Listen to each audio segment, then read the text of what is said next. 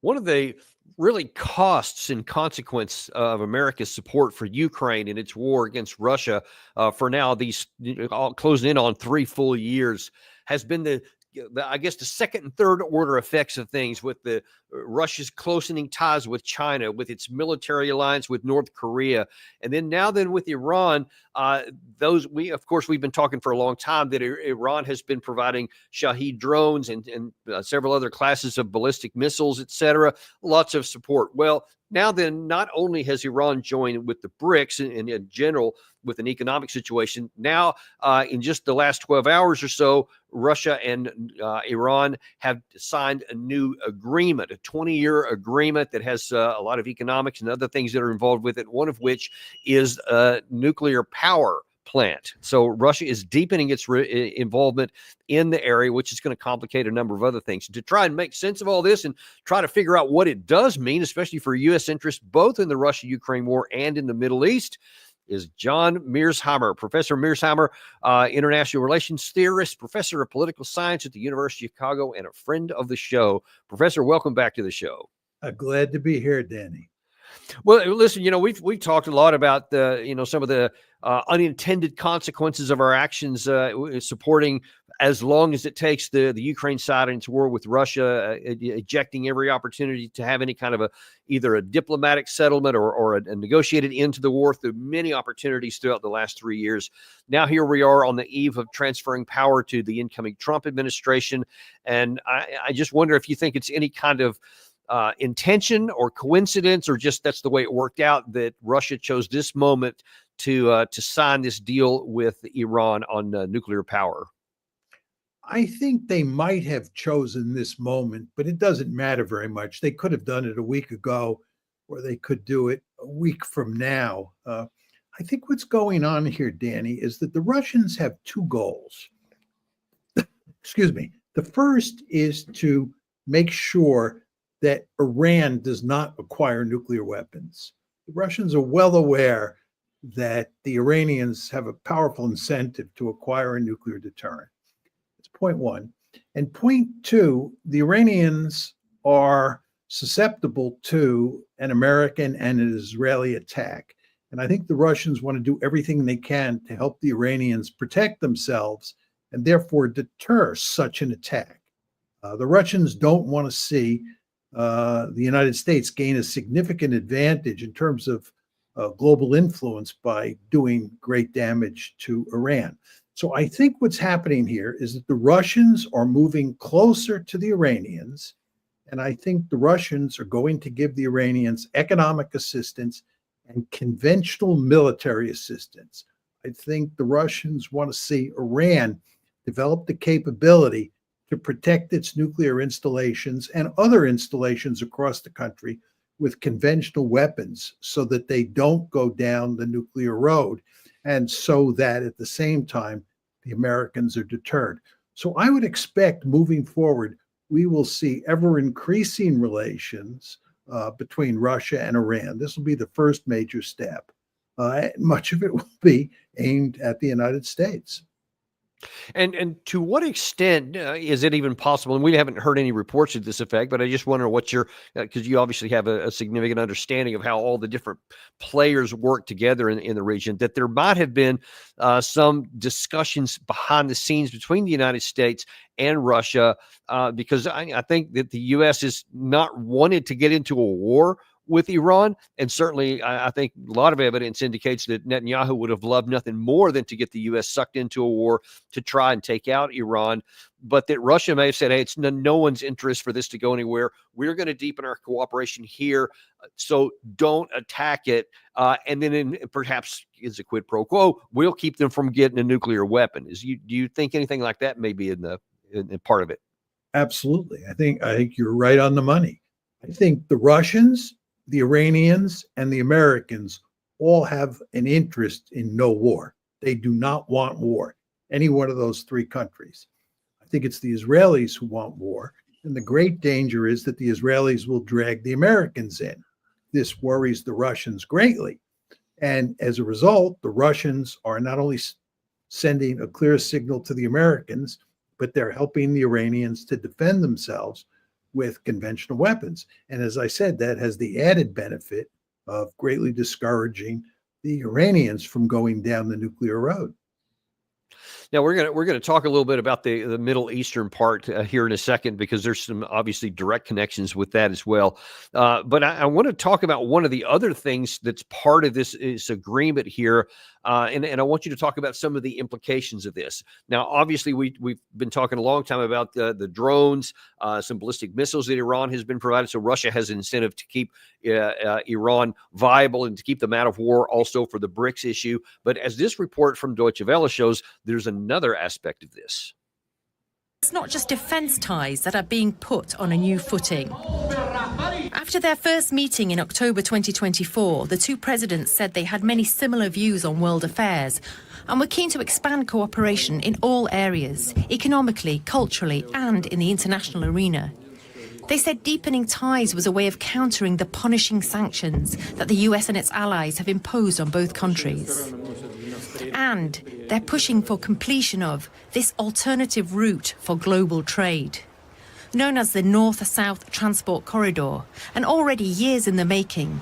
It would open a pathway to India and the Gulf while bypassing the sea lanes of the West. And to what significance is that they might have this new pipeline which can allow oil and gas to bypass some of the routes for the West, therefore minimizing the leverage that the West could bring for future sanctions between, especially against Ukraine, because that's obviously Iran and Russia are both significant recipients of American sanctions. What will this impact will have on the leverage we may have? Well, just to, elevate the conversation for a brief second, when we were talking a minute ago about Iran, Russia, and the United States, we were focusing on the military dimension. I think what Trump will actually try to do when he comes into power is not attack Iran, but use a strategy of what's called maximum pressure. And putting maximum pressure on Iran means putting maximum economic pressure on Iran, doing everything possible to wreck the Iranian economy. And of course, the Russians understand this because they've been victims of American sanctions. The United States is not only trying to wreck the Iranian economy, it's trying to wreck the Russian economy. And what's going on here is that the Russians are trying to figure out ways, and the Iranians are as well, as to how to combat this economic pressure. And this pipeline is a giant step in that direction, because what it does is it makes it much more difficult for the West, and here we're talking mainly about the United States, to use its significant leverage to cut off oil in the region. Yeah, and there you see Gary putting on the screen right there. That's already, Trump's envoy, General Kellogg's already talking about, we have to reinstate maximum pressure. I wonder if you can just touch on that a second ago. And was the original iteration of maximum pressure, was that really effective and useful for United States interest in its exchange with the Iranian regime? No, it failed. I mean, here's basically what happened. In 2015, the Obama administration came up with the JCPOA. This is the nuclear agreement that greatly limited Iran's nuclear capability and made it virtually impossible for it to develop nuclear weapons. The Israelis were deeply unhappy with the agreement, and the Trump administration, after significant pressure was put on it by the Israelis, walked away from the JCPOA in 2018. Right. Yeah, I actually remember that was May 2018, specifically. But before you even get much further with that, I wonder if you can answer something that has frankly puzzled me throughout the duration of this. Why would Israel be so against the JCPOA when it curtailed the Iranian potential drive towards a nuclear weapon? It's very simple, Danny. The JCPOA did not eliminate Iran's capability to either enrich uranium or recycle plutonium and turn them into weapons-grade material. That's really what the Israelis fear, right? That Israel I mean, that Iran has the capability to enrich uranium and reprocess plutonium. And that's what they want in a new deal. If the Trump administration could get a new JCPOA that got rid of Iran's capability to produce fissile material, and again, that's enriching uranium and reprocessing plutonium, the Israelis would be reasonably happy. They're never too happy with anything, but they would be reasonably happy. And it was the failure to get that pushed the Israelis to put pressure on the Americans to walk away from the JCPOA. Does that make sense? It does. It does. So what would have happened?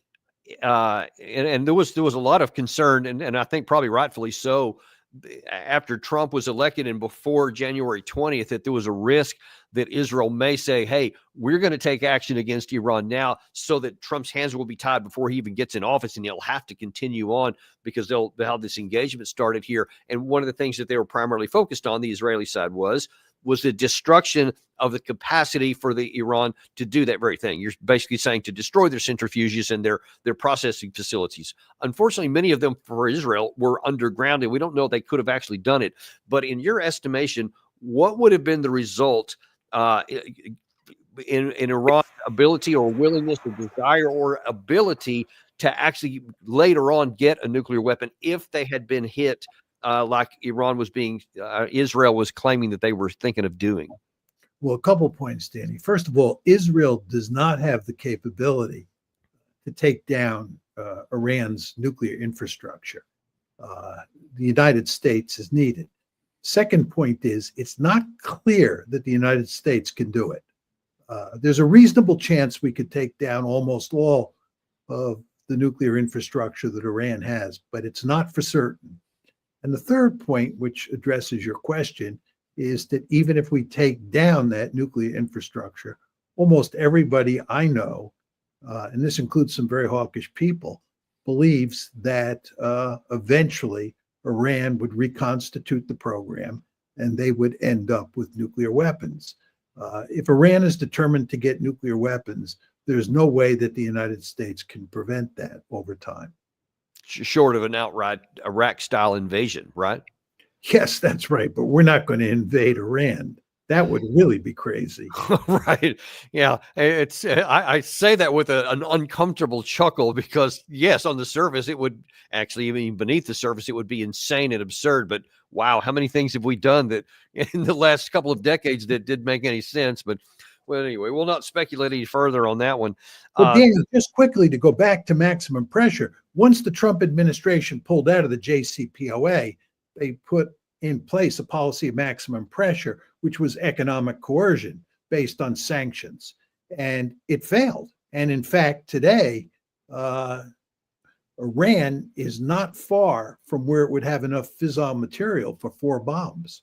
So pulling out of the JCPOA was actually a colossal mistake. And so what would he go, or what would even be the intention of going back to maximum pressure? What do they think it will accomplish in a new iteration that it didn't accomplish in the last? I'm truly not clear on what the objective would be of going back to maximum pressure. I don't know. I mean, they probably are telling themselves a story that we just weren't tough enough at the time. The Biden administration wasn't tough enough. So if we redouble our efforts, it will work. But the problem there is that, as you pointed out, the Russians have just consummated this deal with the Iranians that is designed to deal with maximum pressure. So if it didn't work the last time, why should we expect it to work this time? And the answer is we shouldn't. And what makes me nervous about that is that will give the Trump administration and the Israelis something of an incentive to attack Iran. Yeah, that's the last thing that we need. Let's. I want to shift gears here a little bit, just a little bit. So we've been talking about Russia and Iran here, but one of the other big things about the incoming Trump administration, of course, is what they're going to do with the Ukraine war and the Russia with that as well. And kind of to set the stage for some of the questions I'll ask, I want to go a quick update of the tactical situation, so people can see. Oops, lost on my screen. There we go. Wanted to see kind of what's going on, because these is going to, what's going on the ground is what's going to end up shaping what can happen in the diplomatic arena here. And really, there's been in just even the last 36 or so hours, there's been a lot of updates, even in the northern part here, up in the Kursk area. The Russians can have, again, after some weather-related pauses, have continued to squeeze in from the flanks. In the western flank here, they were able to take yet more territory, and it's squeezing further down here. They're already having, because of the attacks that are going on here, they're moving closer to the one remaining major artery that the Ukraine side can use to get troops in and out, supplies in and out. And if they cut this stuff off here, they won't even have to take Suja the hard way or any of these things up here. Once these things get cut off, then the whole thing will wither and die on the vein. So I'm thinking that's probably what they're going to do. There's been an additional, just in the last 24 hours, information of attacks up in the Kharkiv area. Now, this has been kind of a stoic place for a long time. There's just been, periodic attacks back and forth across the lines, which basically haven't even moved for the last 6 or so months. But now all of a sudden, the Russians are starting to move a little bit more forward here. Now, that's interesting and noteworthy, because another new area is down here in the Kupiansk area, has also been moving forward. And there is some indication that the Russians may be moving in a direction forward here, when they had been moving in this direction here, but they may be thinking, hey, we're going to try perhaps a new offensive early in 25 that's going to try and bring these two things together here. There have been a number of troops that have been seen up in these areas around, which would not be hard to move into effect there. But in any case, there are Russian tactical advantages in both Kupiansk and in the Kharkiv area. And then also in let's see, I think it's the Chasiv Yar area, but most especially in the Pokrovsk area. I want to zero in on that one here, because that's kind of the one of the next main one here. And there is, after a bit of a pause that they had in this direction here, they have increased significantly back up in the I guess the left flank area there. So it looks like that Russia's not going to try and just take this head on, but to try and cut off the lines of communication here. They've already cut this one off here on the right flank. They're moving now on the left flank, and very soon this is going to be an untenable situation for the Ukraine as well. And as I think you and I've talked about before, beyond the Pokrovsk area, there are very few defensive fortifications left. And as a lot of reporting has been showing over the last couple of weeks, it doesn't, even in the areas where Ukraine had good defensive fortifications, they don't have the manpower to actually use them, and Russia continues to move forward. So literally everywhere you look across the line, and we could even go all the way down into the southern part of the Kherson Oblast. There's actually been a lot of activity right here on both sides of the line, actually beyond the line for the Russians. They've been bombing more areas here. And we're going to talk about this area right over here by Moldova and the Transnistria. That's going to potentially come into play here in a second. But first of all, let me run back to where we were. And so that's the issue on the tactical situation, with trying to figure out what Trump's going to do. So, and this is just to continue on from the last time you were on the show here. Russia has continued to methodically move across. Everything is in their favor. The manpower, the defense industrial base, their air power continues, their air defense, all those things that they have had continue, and actually in some categories are expanded beyond what they were before, and everything is shrinking on the Ukraine side. They can't mobilize enough people. The people they get are unqualified. They've had a lot of tactical errors in how they've been employing their troops, and the morale is literally going through the ceiling or the floor as they're trying to fight a clearly unwinnable fight. And then on top of all that, here comes Donald Trump, absolutely saying he's going to find a negotiated settlement. So the question is even more so for the Ukraine side, what are they fighting for? Now then, here we get to what is Trump's objective going to be. In his hearing a couple of days ago for Secretary of State Marco Rubio, he was asked, what is the administration's plan going to be? Here's what he said. The problem that Ukraine is facing is not that they're running out of money, it's that they're running out of Ukrainians. There's a size differential here that's important. Now, what Vladimir Putin has done is unacceptable. There's no doubt about it, but this war has to end. And I think it should be the official policy of the United States that we want to see it end. Now, what that master plan looks like is going to it's going to be hard work. This is not going to be an easy endeavor. But it's going to require bold diplomacy. And my hope is that it could begin with some ceasefire. And we're going to have, in order to achieve objectives like the one that needs to occur in Ukraine, it is important for everyone to be realistic.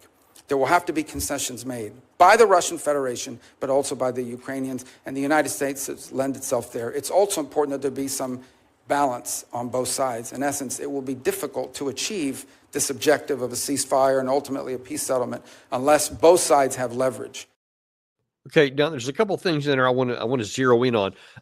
We'll take them in order that he said them. First was, he said, well, I think the first thing is there will need to be some sort of a ceasefire and a pause in the fighting so that we can do some negotiations. Sergei Lavrov a week or so ago said, "Niet, no ceasefire, no pause, no tactical anything. We are looking for a solution to the war, or we're going to keep on fighting." So what do you think is going to happen, first of all, if Trump comes in and says we want a ceasefire, and that's one of his initial negotiating positions, and the Russians just say no? Well, they're not going to get a ceasefire. The Russians would be nuts to agree to a ceasefire. They're on a roll. Why would they agree to a ceasefire, which would give the Ukrainians and the West a time to reconstitute the forces and get ready to fight against the Russians in much better shape than they are now? So there's not going to be a ceasefire. I think there are two ways this can play out. One is that the Trump administration agrees to Putin's demands and you get an agreement, you get a peace agreement. And the two main demands here are, number one, that NATO, that Ukraine never becomes a part of NATO, that Ukraine is a neutral state. That's demand number one. And demand number two is that the West recognizes that the 4 oblasts that Russia has annexed and Crimea are now Russian territory and will be Russian territory forever. Putin has made it clear that those two conditions have to be accepted to get a peace agreement. I find it hard to believe that Trump would accept those two terms. And if he did, that he could get support for that agreement in Ukraine and in the West, especially in the United States. So I don't think you're going to get a peace agreement. The alternative is that the war will go on, and at some point the Ukrainians will collapse, and you'll end up with a frozen conflict. And this will be a disaster for Trump because it will look like he lost the war. Joe Biden has done a brilliant job of kicking the can down the road so that when Ukraine finally collapses, the Ukrainian army finally collapses, Trump will be blamed, not Biden, who should be blamed. But these are the two choices Trump has. Either he agrees to Putin's terms and you get a real peace agreement, or the war goes on, Ukraine loses, the West loses, and Trump is in real political trouble as a result. We had Doug McGregor on here yesterday, and we were asking him what his advice would be to Trump if he could give it. And he says that he should literally not care what anybody says in Kiev or elsewhere, and says, or his detractors here, because he also mentioned that same thing about what the Biden administration had clearly set up to try to blame Trump for what happens next. And he said that he thinks Trump should just say, okay, it's going to be those 4 oblasts. And I tell you what, we're going to stop all of our support. We're going to withdraw all of our military personnel and anybody else from Ukraine until you guys make a negotiated settlement on whatever terms you can get, whether they agree to or not. Because if Trump were to do that and to cut off the supplies, even according to what Zelensky said about 2 months ago, oh yeah, we wouldn't last 2 weeks. The war would be over pretty quick, which is ironically what Putin said about a year ago. Now that would be a really hard thing to do, and it would cause a lot of angst. But do you think that realistically speaking, that might be preferable to what would happen if the fighting continues from the Western perspective? It would absolutely be preferable. It would be preferable from Ukraine's point of view. Ukraine has no interest, as you and I have argued on numerous occasions, in seeing this war continue. And I think what they ought to do is accept Putin's terms, in large part because they have no choice. they're losing on the battlefield. And continuing the war is worse than settling it now. The problem is that it's politically difficult, if not impossible, for Trump to do this. I mean, I think Doug is right in what Trump should do. Cut the deal now. But actually doing that's another matter.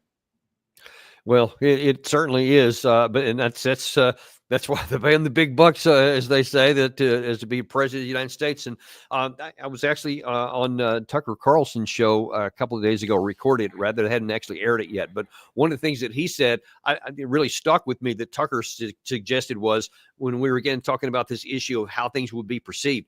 He said, I think Trump should just say, I don't care what anybody says because I know that his political opponents are not going to like him. So he should just do what makes sense for his people and the people that voted for him. In large part, one of the big reasons was because he was going to bring this to an end. He said those people would be happy and the other ones are never going to be happy anyway. So I truly hope that Trump takes that course of action. Yeah, I agree with you completely. But my only point is it will not be easy to do.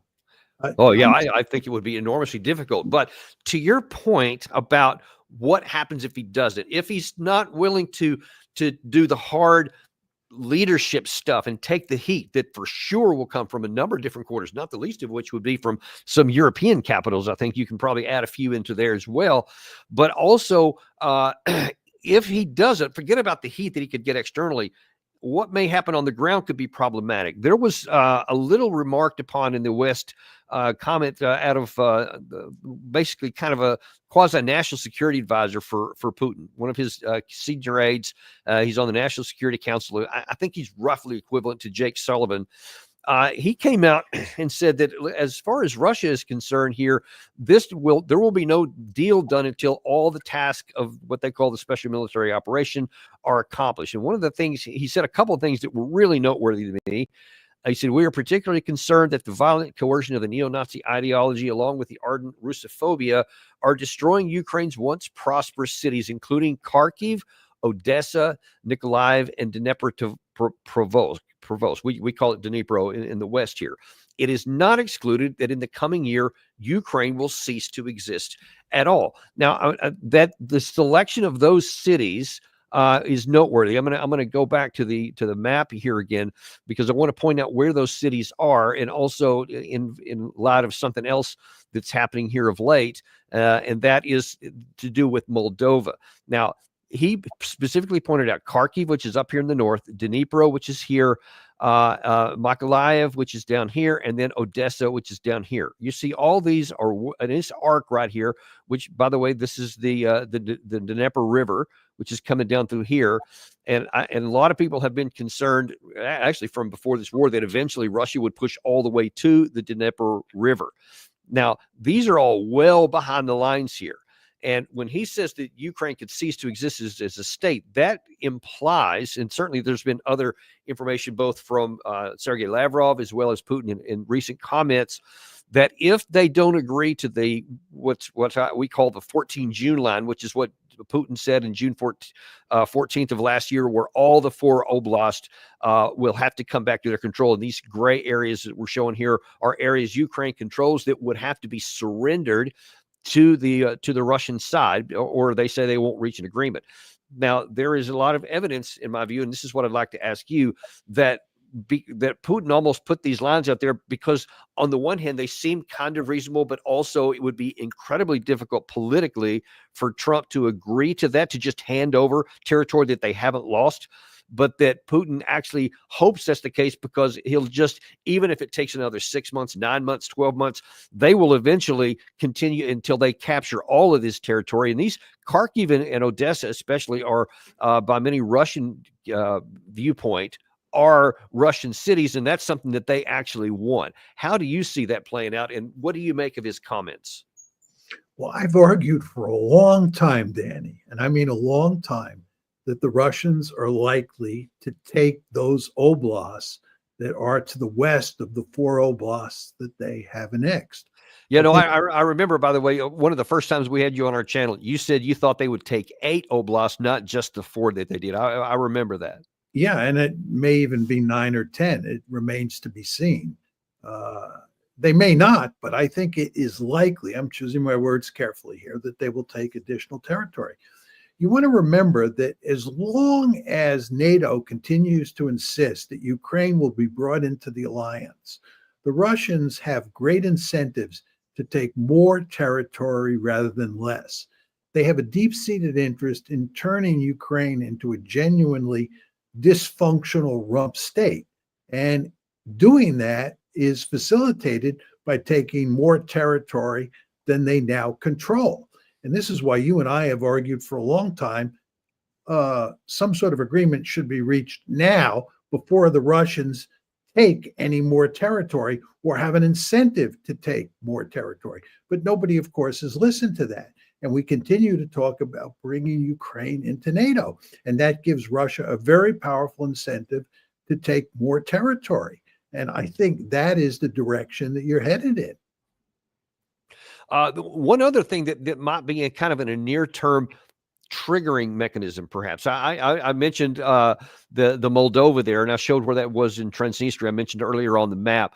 There has been an issue that was ironically precipitated by Volodymyr Zelensky of Ukraine when after all this two and 3/4 years, basically, where they were allowing transit of Russian gas to go to some elements in Europe, they actually decided to shut that off on January 1st. So they decided not to renew that, so the gas cut off. One of the biggest problems with that cause is that Moldova was getting its energy supports from there. Moldova is conversely providing electricity and stuff to the Transnistria area.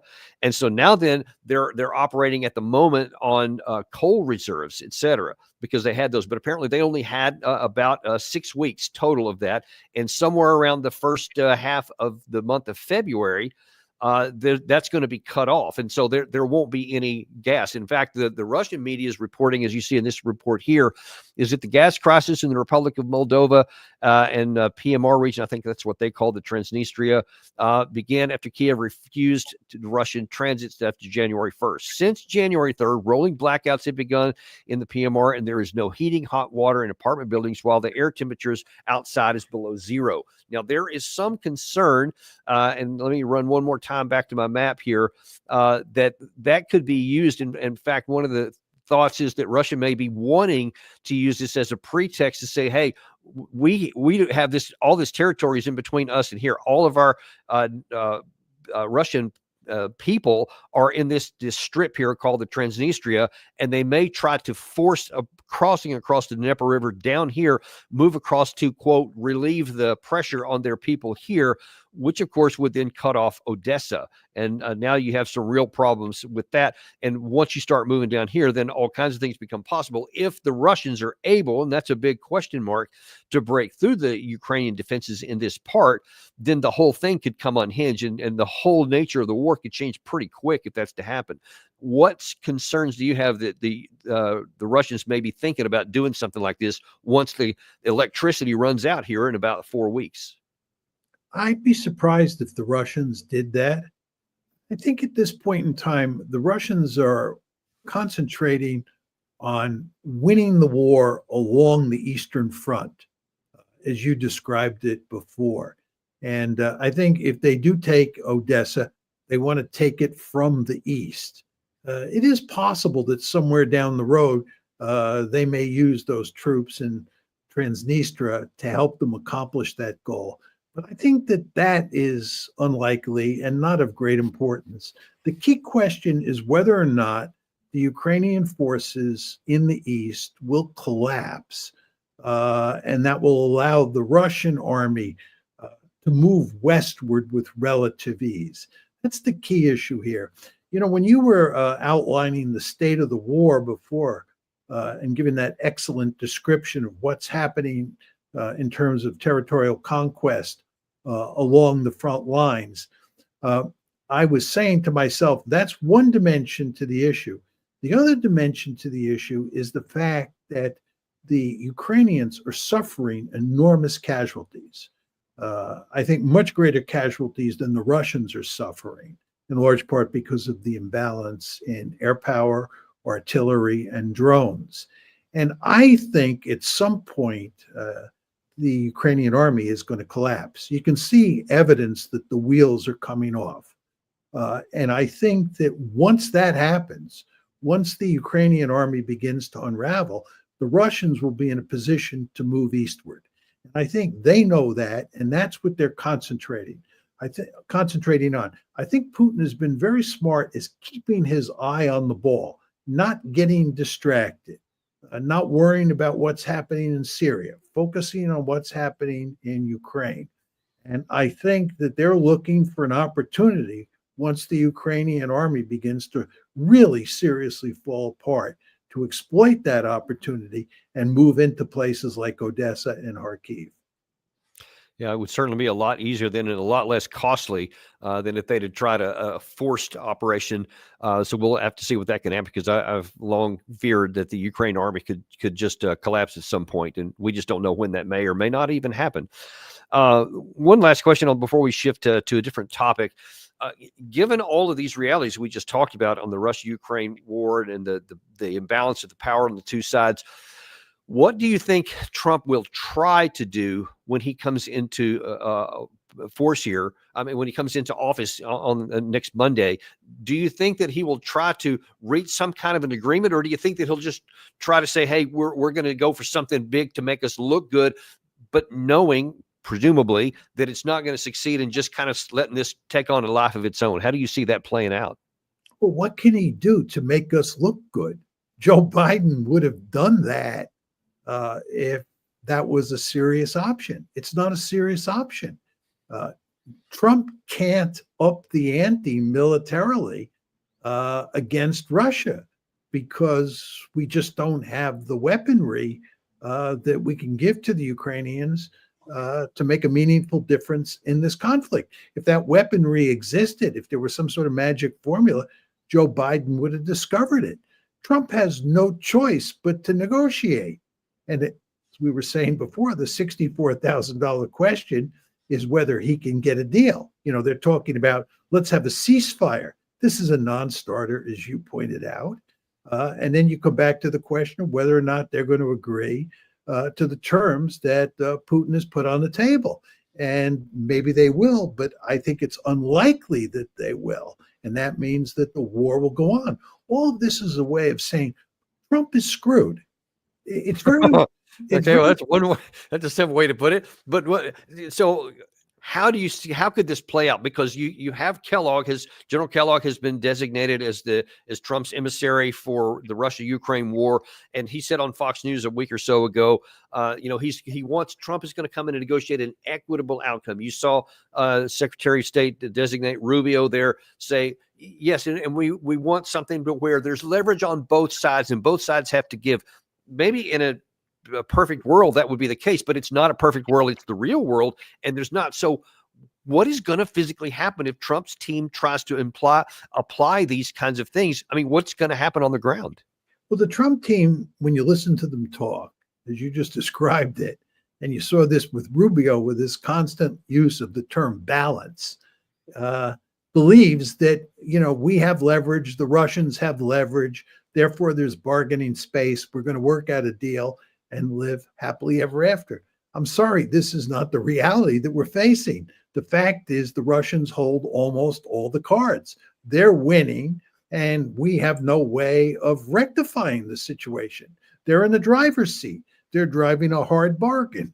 And again, because they believe they're facing an existential threat, they're not screwing around in Ukraine. They want to get a deal that secures their prospects for survival over the long term. So they're going to play hardball, and Trump is going to have to make serious concessions because of the imbalance of power that exists with regard to this particular war. And the question again, is he willing to make those concessions? So let me ask you a hard question here before I shift to a different topic. What do you think, and we'll just keep it narrow, what do you think the first 30 days after Trump's in office, what do you think is going to happen based on what his people have said they're going to try to do and what the Russians have said they're going to do? How do you think it's going to play out in just the first 30 days? Well, I think in the first 30 days, they're going to have extensive conversations with the Russians. And they're going to find out. They've probably already got some very strong hints, but they're going to find out for certain that the Russians are deadly serious.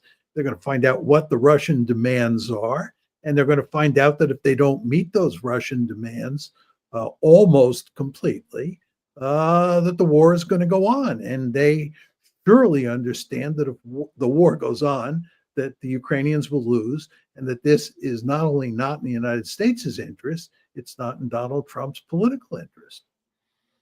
Yeah, I certainly hope that he comes to that conclusion pretty quickly, because it's going to be really, really difficult for him from a number of standpoints, no matter how this works out. We'll just have to wait and see how it actually does play out. Danny, as I've said on a number of occasions, Biden has presented Trump with a bed of nails in Ukraine. And that's about the most polite way that you can put it. I actually just published a piece in the publication 1945 yesterday that laid out actually more than 3 years, going all the way back to 2014, the terrible decisions that the United States have made, which any one of which could have had an off-ramp and could have prevented the war or brought it to a quick conclusion that would have been eminently better than anything that's going to happen now. And we've paid for a lot of that with the Ukraine side has paid more for it than they're going to. But still, speaking of Trump and whatever's next, let's change the topic here a little bit, and that is with China. Trump kind of had a surprising comment on his Truth Social here, where he said he spoke with Chinese President Xi Jinping on Friday. That's earlier today. And in his Truth Social space platform, he said, I just spoke to Chairman Xi Jinping of China. The call was a very good one for both China and the USA. It is my expectation that we will solve many problems together. And starting immediately, Trump wrote, we discussed the balancing trade, fentanyl, TikTok, and many other subjects. President Xi and I will do everything possible to make the world more peaceful and safe. Now, I'm all for that, as opposed to being antagonistic or so. But what do you make on this, based on the difficult relations that the two had in Trump's first term, and where do you think this is going to go? You want to remember, in Trump's term, there was no Ukraine war, and there were no wars in the Middle East. And therefore, he could concentrate on China, and he could play hardball with the Chinese. Now, Trump is facing a huge set of problems in the Middle East. He's facing a war in Ukraine. And given those two sets of problems, the last thing he wants is trouble in East Asia. And therefore, he's being very nice to the Chinese. This is hardly surprising. He's pinned down in the Middle East, he's pinned down in Ukraine, and he's got to do everything he can to make sure that trouble doesn't start in East Asia. And how much is, I can only assume that China would be eager to take advantage of those realities you talked about there. But what will this do, in your view, to bilateral relations between China and the United States? And is there a prospect that things can actually improve, that whether it's financially, economically, with some of the trade deals or so, or certainly in the national security area, because, there's still that Taiwan thing hanging out there. How do you see that evolving? Well, one could argue, given my rhetoric about all the trouble the United States is in with these two other regions, that this is a window of opportunity for China, and they should jump through it. But the problem that Xi faces is he has significant economic and political problems on the home front. And the last thing he wants is a major crisis or a war with the United States. Furthermore, if you look at Taiwan, I think militarily, this is not the time to even think, if you're Xi Jinping, about conquering Taiwan. The balance of power is against you. It's not going to work. So I think that both Xi Jinping and Trump both have an interest in doing everything they can to dampen down tensions between the two countries. So I would expect, one can never be 100% certain in international politics, but I would expect that you won't have much trouble between the two countries in East Asia anytime soon. Well, that would certainly be good news, because that's the last thing we need, is to have any tensions going on that part of the world, on top of all the other fires that are burning around as well. I just wonder, though, because there's obviously still a lot of China hawks out there, and that would love to push him into a confrontational relationship with Xi Jinping, and they're probably gnashing their teeth at his nice comments here. Kind of a bigger question: do you think that the time of the neocons has passed? Are they starting to wane in their influence? I mean, you've had Mike Pompeo was basically banished by Trump as soon as he won the election here. Nikki Haley, two of the bigger China hawks, now she's been sidelined, and nobody even hardly pays attention to her. Is it premature to write them off, or how do you see that? Well, I'm not sure I'm comfortable these days using the term neoconservative the way most people do. I think the bottom line is that the United States is a remarkably hawkish country. It's filled with warmongers, and this includes the Republican Party and the Democratic Party. Both parties are infected with Russophobia. They loathe Vladimir Putin. They believe that military force is a wonderful instrument for solving all sorts of political problems around the world. They think the United States is an exceptional nation, and it has a right, a responsibility, and the capability to run the world. And this viewpoint transcends both parties. The fact is that Trump is actually something of an anomaly. He's very unusual. And he's surrounded by people who are super hawkish. I mean, you can call them neoconservatives, and I understand what you're doing, and it makes a certain sense. But Marco Rubio, Keith Kellogg, Pete Hegseth, these are all remarkably hawkish people, both in their views on the Middle East and on Ukraine, and of course China as well. So I think that, the neoconservatives, that small group of people who we used to identify as neoconservatives, Paul Wolfowitz and people of that sort, they've receded into the background somewhat. Robert Kagan is something of an exception. But I think the neoconservatives, narrowly defined, have receded into the background a bit. But it doesn't really matter, because the United States is just so hawkish. So let me ask you one last question on the China issue before we shift to the last topic. If President Trump were watching this show right now and texted me and said, "Hey, ask Professor Mearsheimer this question here," what would you tell him that he ought to do? How should relations with China evolve in his term here in ways that would most benefit the United States? Well, there are two dimensions to our containment strategy. Number one is the military dimension. Number two is the economic. And on the military dimension, I would tell him that he should treat our allies in East Asia, especially in Southeast Asia these days, much better than he did during his first term, and better than the Biden administration did, for purposes of putting together a balancing coalition to contain China. And I would also tell him to go to great lengths to make sure that he doesn't do anything foolish that ends up starting a war with China.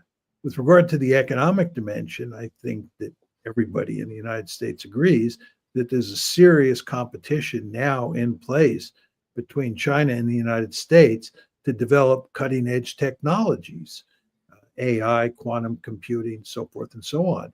And it is imperative that we win that competition, or at least not lose it. And I think that he should concentrate very heavily on that. And what is the best way to win that competition? Since we're not talking about the military aim anymore, what can you do to position ourselves to win that competition? Is that something you do domestically to try to improve something, or do you try to do something to counter the other side? Well, how does that work? Well, you do both. There's no question about that. You do everything you can to feed the American economy, to feed that part of the American economy that develops these sophisticated technologies. And at the same time, you do what you can to hinder Chinese growth in terms of the development of these sophisticated technologies. I'm not sure how much you can do to slow the Chinese down, but there are all sorts of things you can do to accelerate American development of these high-end technologies, and we should, take the necessary measures to do that. Very important to win this competition in developing high-end technologies, or at least to stay as far ahead as possible of the Chinese over the years ahead with regard to this matter. And again, that's the economic dimension, but there is an important military dimension as well. And how do you see that one? Well, there, as I ideal? said, what's ideal is to have a formidable containment policy. And to have a formidable containment policy, as I said, you want to make sure you have good relations with your allies and that you foster the development of tight relations between all of your alliance partners. And we've not done a very good job at that. And that was especially true in the first Trump administration. I might add, Danny, it would be very good if we could get out of the Middle East in large part and get out of Europe in large part and pivot fully to Asia so that we had in place a formidable deterrent. I want to make it clear, I'm not talking about, looking to pick a fight with China so that we can weaken China. I don't want to fight with China, but I want to make sure we contain China so that it does not dominate Asia the way we dominate the Western Hemisphere. And that requires pivoting to Asia, and that requires having smart alliance relations and also winning this war over cutting edge technologies. Yeah, I'm 100% in agreement with those, especially on significantly reducing our footprint in the Middle East and our not leverage, but the our risks that we face there. So I'd love to see those come down, and obviously to diminish what we do in Europe and let the rich European nations handle much more of their security than they have, and lower our exposure there as well. Last one I want to ship to. We'll kind of stick here in the final port here in the Middle East, though. And that is on the most recent news breaking out that finally, at least nearly finally, Israel and Hamas have reached some kind of a ceasefire deal. Apparently, the Trump administration put some arm twisting on Netanyahu in the 11th hour. Finally got this turned around. I think they had a vote earlier today in the I guess the war cabinet for the Israeli side, that they have approved that, and it's supposed to go into effect at 4 p.m. on Sunday. How do you see that situation evolving? Because for a long time, it looked like the Netanyahu and his government had no interest whatsoever in having a ceasefire. They just wanted to continue fighting. But now, all of a sudden, after whatever it is, about 15 months of war, they have changed their tune. Why do you suppose that is? Well, I think there are two reasons. One is, I think there's no question that Trump played hardball with the Israelis, because Trump does not want a war in Gaza when he takes office on Monday. Trump has insisted that this one be shut down by Sunday, so that when he is sworn in on January 20th, there's no war raging in Gaza. So pressure from Trump mattered. Furthermore, the Israelis are in real trouble in Gaza. And I'll talk more about the agreement in a minute. But Israel has not been doing well in Gaza. They're suffering significant casualties there, especially in northern Gaza. And at the same time, by almost all accounts in the Israeli media, Hamas has reconstituted itself, and it remains a formidable fighting force, all which is to say the Israelis have not been successful in Gaza. Moreover, as you know, their army is in real trouble. It's an army that's configured to fight short wars, not long wars. And they've been fighting a very long war in Gaza. And at the same time, that army is now deployed in southern Lebanon and in Syria. And it's beginning to wear at the seams. And the end result of all this is that there is pressure from inside Israel, especially from inside the Israeli military, to reach some sort of ceasefire in Gaza and put this war behind Israel. And what is the, I guess the objective, do you think, of the Israeli government? We'll kind of keep it at the government level, not look at the internal reports just yet, because there certainly has been. They wanted to say we want to win an outright military victory, and I think you and I've been talking for many months, as far back as you've been coming on our show, that was always an unrealistic and maybe even unattainable military objective. Because what you just mentioned there has happened, was determined to happen, is destined to happen, that because of so many people, innocent people that have been killed in this wanton destruction of the Gaza Strip, that they would create probably more enemy than they destroyed, which is exactly what we observed in both Iraq and Afghanistan during my time on active duty, and now it's playing out that way. But what are they going to do now? Because you can get a ceasefire, you can get an end to this current iteration of the war, but you've done nothing to address the underlying conditions, and many of which were led to the 10-7 in the first place. Now you may even say it's on steroids, because you have a whole population that's living in tents for all practical purposes. Where can this go from here after the ceasefire? Danny, if you read the ceasefire agreement, it is a case of the Israelis admitting defeat. It's not portrayed this way in the Western media. You would expect that, of course, but it's acknowledgement of defeat. The Israelis have agreed to pull all of their troops out of Gaza. The Israelis accept the fact that Hamas is still intact and will control parts, if not all, of Gaza. Furthermore, food will now be allowed into Gaza, as will fuel, water, and medicine. Furthermore, the Palestinians are free to return to their homes. Remember, a few weeks ago, we were talking about the Israelis cleansing northern Gaza and not allowing Palestinians to come back to the northern part of Gaza. That's all over with. The Gazans are now free to move about the area as they see fit, because the Israelis are leaving. Just think about it. The Israelis are leaving Gaza. Furthermore, they're leaving the Philadelphia corridor, which is the line of control between Egypt and Gaza that the Israelis said that they were going to hang on to for a really long time. It's quite amazing what is going on here. Yes, the Israelis are getting their hostages back, and I think that's a wonderful thing, to be honest. But many of those hostages are now dead. And furthermore, the Israelis have been forced to release huge numbers of Palestinian prisoners to get their hostages back. So I think what has happened here with this ceasefire is a disaster for Israel. Now, you might say, John, this ceasefire is not going to hold.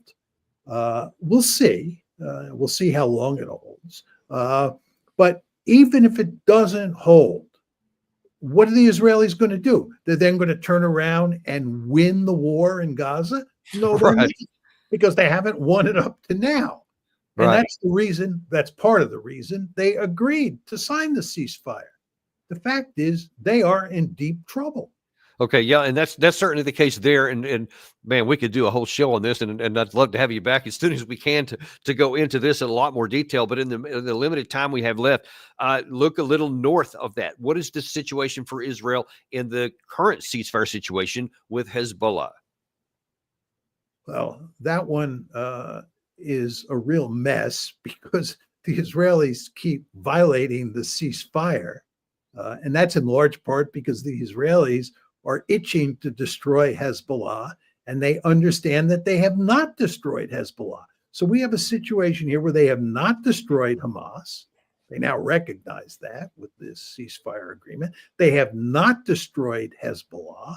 They're in Syria, and yesterday they, for the first time, attacked the military forces of the new regime in Syria. So the Israelis are overextended. Their army is worn out, and they have not defeated their principal adversaries. This is a terrible situation. So all this happy talk in the United States about how the Israelis have prevailed in all these conflicts and they're remaking the Middle East in their own image is just not serious. And by the way, go back to what we started with, talking about Iran, right? You pointed out that the Russians and the Iranians are now moving even closer together, which complicates Israel's position vis-a-vis Iran. And we didn't even talk about the Yemenis, because they're also still not quelled. And wow, everywhere you look, all the fronts, the security environment for Israel is going to really, really be complicated for the foreseeable future. And if we had more time, we'd talk about even the internal contradictions within the Israeli government, which even makes it more difficult. But I guess we'll have to leave it there for the time being. But man, do I really appreciate you coming back on today. This is why we love having you on so much, because you provide so much clarity on some really complicated issues, and we really appreciate it. Thank you, Danny. It was a pleasure being with you. And we appreciate you guys too. If you haven't done it already, be sure and like and subscribe before you leave the channel. It has a lot more help than you know. And also, hey, I know a lot of you have friends that don't have time to watch all these videos, but they can listen to us on podcast. So tell your friends to go to Apple Podcasts, Spotify, Podcast Addict, wherever they get their podcast. Type in Daniel Davis Deep Dive, and they will find a treasure waiting there for them. But thank you very much. We always appreciate you guys. And just remember, we will be unintimidated and uncompromised to bring you the truth, no matter what it is, on whatever topic. Thank you very much, and we'll look forward to seeing you. Going to have a busy week next week. President Trump is sworn in on the 20th, and all kinds of things can start happening after that, and we'll be right on top of it, bringing it to you live. Thank you very much, and we'll see you next week on Daniel Davis Deep Dive.